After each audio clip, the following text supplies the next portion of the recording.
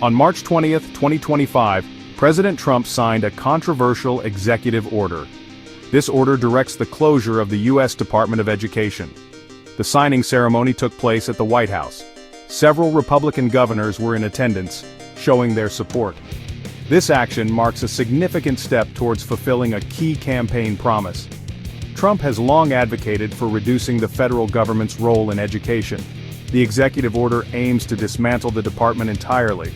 The goal is to return control over education to individual states. Trump and his supporters argue that this will lead to more innovation and accountability in education. They believe that states are better equipped to address the specific needs of their students. This move aligns with the Republican Party's broader push for smaller government and states' rights. This bold move has ignited a firestorm of debate across the nation. Supporters praise Trump for taking decisive action to reduce federal overreach. They believe that this will ultimately benefit students by giving power back to local communities. However, critics express serious concerns about the potential consequences of such a drastic measure. They argue that it could lead to a widening of the educational gap between wealthy and poor districts. The executive order represents a significant escalation in the ongoing battle over the role of the federal government in education. It remains to be seen how this will play out in the courts and in Congress. However, one thing is certain: the future of American education is at a crossroads. Trump's executive order faces significant legal and political obstacles. Legal experts argue that the president does not have the authority to unilaterally close a cabinet-level department. They contend that such a move requires congressional approval. This is based on the principle of separation of powers enshrined in the U.S. Constitution. Consequently, a lawsuit challenging the order's legality was filed immediately. 20 state attorneys general, along with the District of Columbia, joined forces to file the lawsuit. They argue that the executive order violates the Constitution and exceeds presidential authority.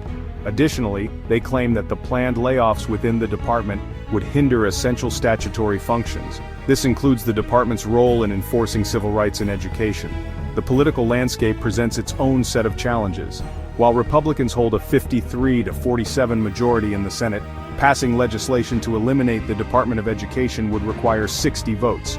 This means securing some level of Democratic support, a highly unlikely scenario given the party's staunch opposition to the move.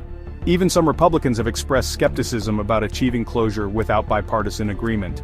This skepticism stems from past experiences. In 2023, a House amendment proposing the closure of the Education Department failed to pass. It faced opposition from both sides of the aisle, signaling the difficulty of garnering enough support for such a measure.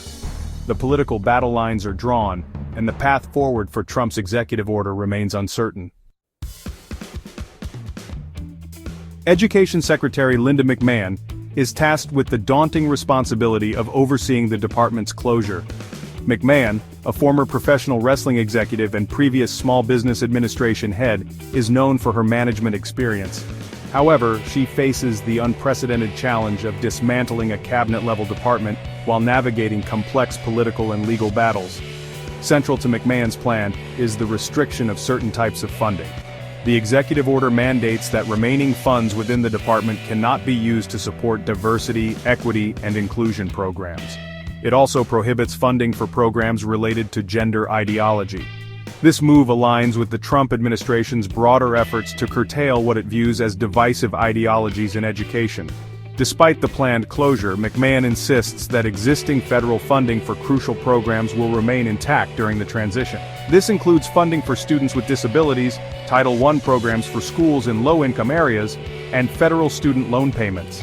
McMahon's plan aims to ensure a smooth transition for these programs while shifting responsibility to states and local communities.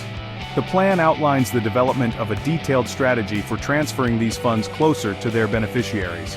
This will involve working closely with state and local education agencies to establish new mechanisms for distributing and managing federal education dollars. The goal is to minimize disruption to students and families who rely on these programs while facilitating the department's closure. The potential impact of Trump's executive order on the American education system is vast and uncertain. Critics express deep concern about the potential disruption to K-12 schools and colleges. The closure of the Education Department could lead to confusion and delays in the distribution of federal funds. This could disproportionately affect schools and students who rely heavily on federal aid. Uncertainty also surrounds the future of federal financial aid programs. Millions of students depend on these programs to access higher education. The closure of the department raises questions about the processing and disbursement of financial aid, potentially creating barriers to college affordability and accessibility. Furthermore, the future of federal funding for educational research remains unclear. The order has ignited a firestorm of reactions from both supporters and critics. Proponents of the closure, including figures like Elon Musk, applaud Trump for taking bold action against what they perceive as federal overreach in education. They argue that returning control to states will foster innovation and tailor education to local needs. They believe that this will ultimately lead to a more efficient and effective education system. However, opponents, including organizations like the National Parents Union, express grave concerns. They argue that the move will exacerbate existing inequalities in educational opportunities. They fear that dismantling the department will weaken the federal government's role in enforcing civil rights and protecting vulnerable student populations. They believe that this will lead to a decline in the quality of education, particularly for disadvantaged students.